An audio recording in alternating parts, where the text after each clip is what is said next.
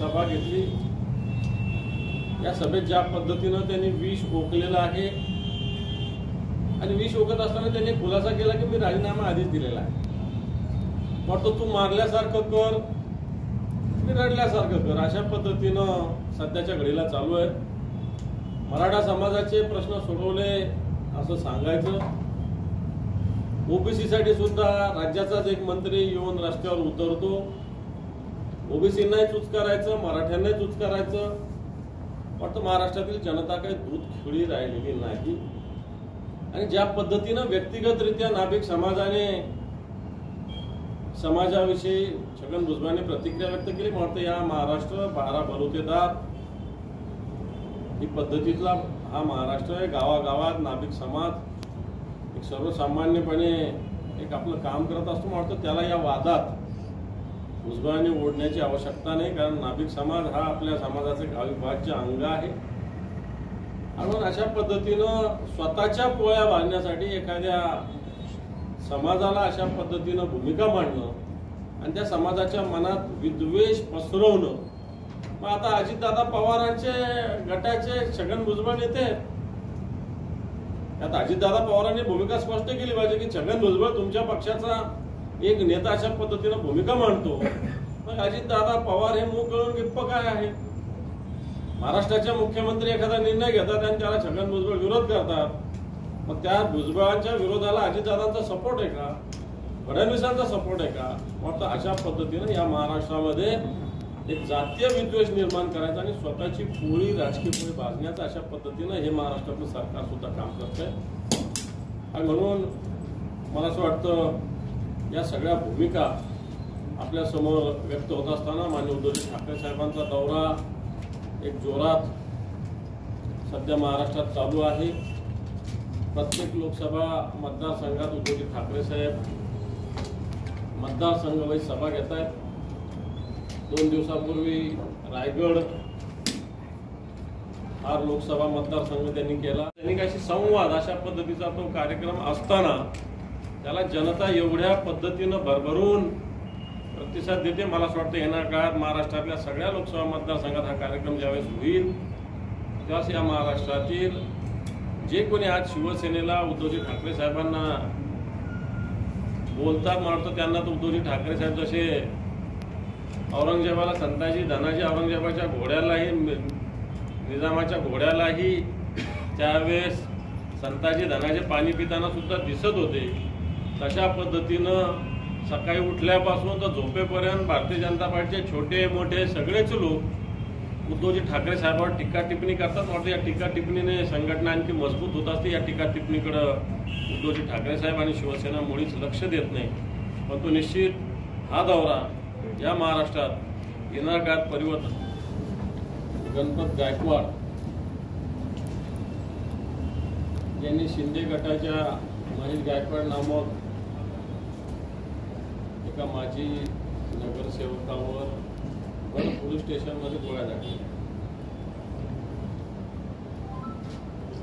तर अशी घटना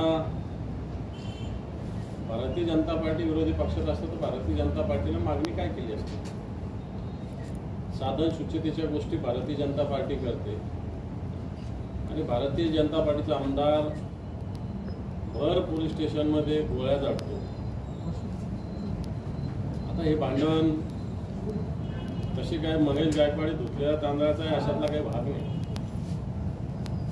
हे सगळे वेगवेगळ्या पद्धतीनं भूखंड हडपणे आणि महेश गायकवाड सुद्धा एक जी माहिती मिळते जे खासदार श्रीकांत शिंदे यांनी जे काही हिस्ट्री सीटर्स आपल्या हाताशी बाळगलेले आहेत या भागातील धंदे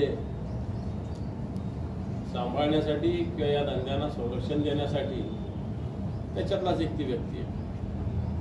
पण तो साधन सुचितेच्या गोष्टी मानणारी भारतीय जनता पार्टी, कायदा सुव्यवस्थेचं संरक्षण करणारी भारतीय जनता पार्टी, या देशातील जनतेच्या जीविताचं संरक्षण करणारी भारतीय जनता पार्टी, त्याच भारतीय जनता पार्टीचे नेते देवेंद्र फडणवीस या राज्याचे गृहमंत्री असं असताना अशा पद्धतीने ही घटना महाराष्ट्रात होते। आज सगळीकडे जर बघितलं तर सगळे म्हणतात बिहार झालं काय, यूपी झालं काय, अशा पद्धतीनं महाराष्ट्राची बदनामी केली जात आहे। आणि म्हणून या आमदारांनी केलेल्या गोळीबारातून एक महाराष्ट्राची बदनामीचं चित्र या देशासमोर येतं. आणि ही भारतीय जनता पार्टी अशा पद्धतीनं खून, गोळीबार, खंडण्या, दंगे, झोपे याच्या विरोधात मोठ्या गोष्टी करते. परंतु आतापर्यंत भारतीय जनता पार्टीनं खरं तर या आमदाराला पक्षातून काढायला पाहिजे होतं. गोळीबार करणारा भर पुरुषांना कायदा सुव्यवस्था त्याची काही तक्रार असेल तर पोलिसांकडे तक्रार करायला पाहिजे होती. त्यांच्याच पक्षाचा गृहमंत्री असताना मग त्यांच्या तक्रारीची दखल घेतली जाते का नाही जाते असं मला वाटतं. भारतीय जनता पार्टीचाच आमदार राज्याच्या मुख्यमंत्र्यांना गद्दार म्हणतोय. आम्ही गद्दार म्हटल्यावर माननीय मुख्यमंत्री एकनाथ शिंदे यांना फार मिरच्या लागतात. जे 40 आमदारांना गद्दार म्हटल्यावर फार मिरच्या लागतात.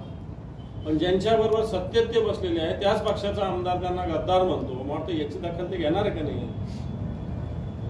म्हणून मला असं वाटतं ज्या पद्धतीनं हे प्रकार झालेला आहे हा प्रकार या महाराष्ट्राच्या प्रतिमेला एक कलंक, मागे कलंकित शब्द वापरल्यावर काही जणांना मिरच्या लागल्या होत्या. मला वाटतं हा कलंक या महाराष्ट्रावर लागतो आणि त्याला कारणीभूत भारतीय जनता पार्टी आहे. भारतीय जनता पार्टीचं धोरण आहे, भारतीय जनता पार्टीची नीती आहे. बाकीच्यांनी एखाद्याचा गळा जरी पकडला असता तर भारतीय जनता पार्टीने आकाट तांडव केलं असतं. या देशात या राज्यात कायदा सुव्यवस्थेचा ढिंडोरा काढला असता. परंतु त्यांच्याच पक्षाचा आमदार गोळीबार करतो.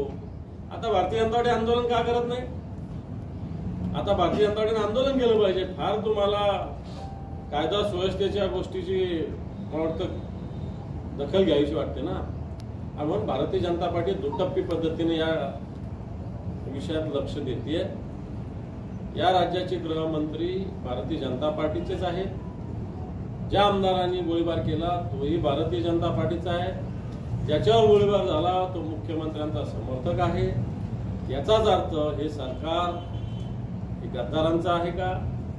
तर भारतीय जनता पार्टीने गद्दारांना घेऊन बनवलेलं आहे का. कारण गद्दार मुख्यमंत्र्यांना गद्दार म्हटले आम्ही म्हटल्यावर कशा मिरच्या लागतात. म्हणून मला असं वाटतं या सगळ्या प्रकरणाचा शिवसेनेनं निषेध तर केलेलाच आहे. दुसरं असं होत असताना